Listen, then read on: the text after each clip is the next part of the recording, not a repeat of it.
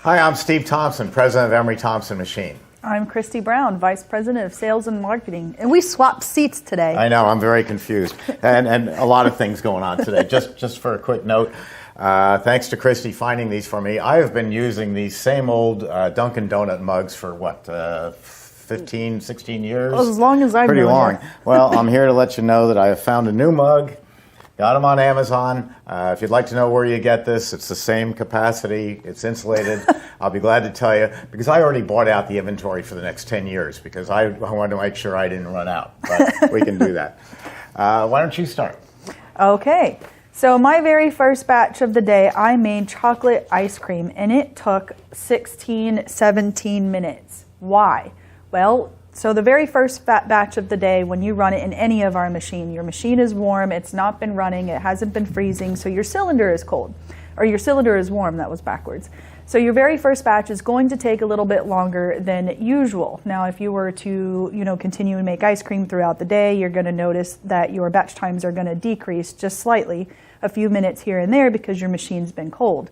Now, chocolate, your very first batch running chocolate, that is very, very high in a sugar content. So chocolate itself takes about 2-3 minutes longer than almost any other average flavor you make, but your very first batch of the day, it's going to take a good amount of time. Good to know. Yeah. All mine, I looked at these today and I worked on them over the weekend. They're all controversial. I mean, Okay. I'm just in so much trouble here. Here we go. I'm going to be insulting everybody. Steve, I have read about using gummy bears in ice cream, gummy bear worms in ice cream. However, the water content of these things, I wonder if the gummy bear worms will just turn into rocks when frozen. Will the high sugar content be enough to keep the gummies soft even when the ice cream is frozen? Or should I just use these as a topping on scooped ice cream? I hate gummy bears. I love gummy bears. I hate gummy bears. Swedish fish, I had to look up what they are. Sushi, don't touch that either. Just give me chips, chocolate chips. Anyway, Swedish fish, you insult someone when you call it a gummy bear because they're all natural. They don't have animal fat in them to make them unnatural, and they use natural chemicals. One of the most popular products in the country as far as food. As far as using it in the machine, not a problem. They are high in sugar content, so they are not going to turn into little marbles. So you'll be perfectly fine there. But it's a good question. Since I've never made it, I don't know if you've made it. With Swedish fish? Either one. No. Okay, well, be careful. Swedish fish is liked in Wisconsin. Let us know. Let us know what you have to say about Swedish fish and gummy bears. I had the customer ask me today if they can make ice cream from a protein shake. Ugh. I told him, I was like, that's gross. Don't do that. Don't do that. My next question is, my Italian ice is too icy. How do I fix that? That is your sugar content. All you need is more sugar. If you are running flavors that have high fruit content, like strawberries are extremely high in sugar content. That's probably going to scoop and be nice and smooth. But if you still don't have that smooth, creamy texture you're looking for, add another ½ pound of sugar for the smaller machines and another pound for the larger machines, and that'll give you a nice, smooth, creamy texture. I have another controversial one. It's about vanilla. It's always about the vanilla. Jeff's never right. Jeff recommends using 1 ounce of vanilla for every quart of ice cream mix. That's quite different from what the producers, such as Lockheed Vanilla and others, say. They recommend 1/2 to 1 ounce per gallon of ice cream mix. What is your opinion on this? Well, Jeff's wrong. 1 ounce to 1 quart of vanilla is too much. I also don't agree with Lockheed, and they're the people who make the vanilla ice cream. Nothing is more important in your store than vanilla ice cream. Us old-timers who have been in the business for a while, when we walk into your store and we see Swedish fish and gummy bears and all that other horrible stuff, we're going to try your vanilla. Because as Tom Carvel used to say, if you're cheating on the vanilla, you're sure as heck cheating on the other flavors, which cost less. But I use 1 ounce to 2 quarts. I want a vanilla that says, wow, that's vanilla. You pick up Breyer's, my favorite people to denigrate.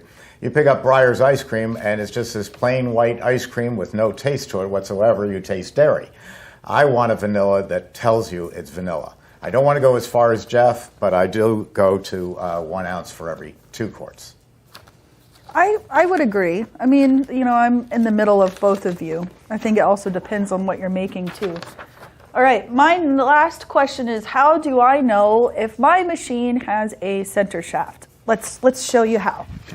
All right, so this is a 24 quart. This is with the door open. You're going to take your front dasher bushing off. You're going to pull your dasher out. I'm going to lay this here. And in the back of your machine, there is a center shaft. You're just going to reach in the back, give it a good pull. There's your center shaft. Those 2 O-rings always need to be replaced and changed out and lubricated every single day, changed out, depending on your production, anywhere from 3 months to a year. This right here is what is making your entire dasher spin. So every machine of the larger models has it. Keep up with it, lubricate it, clean it, and change those O-rings. And then we put it back. What about the smaller machines? Isn't the center shaft part of the dasher? That's called the dasher shaft. So you yes. still have to lubricate it and change the O-rings. Okay. My third and final controversial one. Our super premium ice cream. The person says, can you please help answer 2 questions? Under super premium setting, what RPM do we need to set the machine at to achieve 70% overrun? And same question under 80% overrun. I'd love to give you a definitive answer, but what we do is we preset the machine to 65% overrun, give or take, with the super premium setting. You can take it up or down in 5 RPM increments. So if I'm running at 1 speed, I can take it up 5 RPMs, or I can take it down, or go further low or further higher. There are other factors that come into play, though. It's the ice cream mix yourself. If I bring in 3 different ice cream blends, they're all going to run 3 different overruns. Because even though they may be all called 14%, it's how do they achieve it? Are they using corn sugar? Are they using certain stabilizers? These are things we don't know until you get your blend in here and then run it, and then that becomes part of your own private formula, is what speed you run it at. So the infinite overrun control, with its ability to lower the speed of the drive without losing the pulling power of the motor, is going to go a long way to getting any product that you want to make out onto the market into your store. But you will make some fine adjustments with the ingredients that you're using. And that's it for today. I feel like we went through that a little fast. We did. Mike, do we have any time left? 2 minutes. 2 minutes. We could yuck it up for 2 minutes. No, let's not do that. All right. We're going to take these 2 minutes and add them on to next week's show. So be prepared for us to go long. Instead of 10 minutes, we're going 12 next week. We'll see you then.